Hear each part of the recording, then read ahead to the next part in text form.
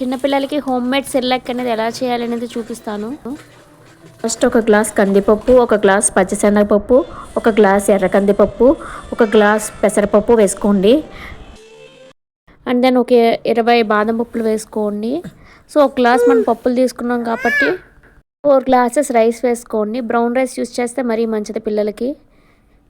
అవన్నీ వాటర్లో ఒక 3 అవర్స్ నానబెట్టండి. బాగా నానిన తర్వాత నీట్గా వాష్ చేసేసుకోండి. తర్వాత నీళ్ళు మొత్తం వాడదీసేసి ఒక పలచటి క్లాత్ వేసుకుని ఎండలో ఎండబెట్టండి. ఎండబెట్టేటప్పుడు జీడిపప్పు, జీలకర్ర, వాము కూడా యాడ్ చేయండి. ఒక 4 అవర్స్ ఎండలో ఎండబెట్టిన తర్వాత మిక్సీ ఆడండి. ఆడే ముందు మిరియాలు కూడా యాడ్ చేసుకుంటే మంచిది. మిరియాల్లో ఉన్న ఘాటు వల్ల పిల్లలకి కారం అలవాటు అవుతుంది. అంతేకాకుండా మిరియాలు హెల్త్కి కూడా చాలా మంచిది.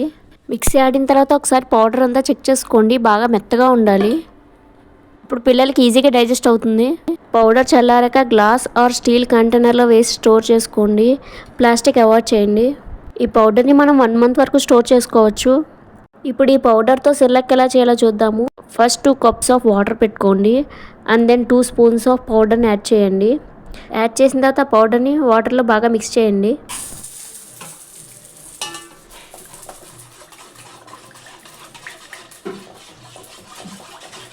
ఇది సిమ్లో పెట్టుకుని బాయిల్ చేసుకోవాలి. అండ్ బాయిల్ అవుతున్నంతసేపు స్పూన్తో తిప్పుతూ ఉండాలి. లేదంటే ఆ పౌడర్ ఉండల కింద ఫామ్ అవుతుంది. ఇదిగోండి ఇలా ఫామ్ అయిపోతుంది. అందుకని సిమ్లో పెట్టుకుని స్పూన్తో ఎప్పుడు తిప్పుతూ ఉండాలి. 10 to 15 మినిట్స్ తర్వాత ఉగ్గు అనేది రెడీ అయిపోతుంది. ఉగ్గు ఉడికిపోయిన తర్వాత ఇలా బబుల్స్ కింద వస్తాయి. సో అలా వచ్చాక మనం స్టవ్ ఆఫ్ చేసేసుకోవచ్చు. స్టవ్ ఆఫ్ చేశాక నెయ్యి యాడ్ చేయండి. నెయ్యి యాడ్ చేసి బాగా తిప్పండి ఒకసారి.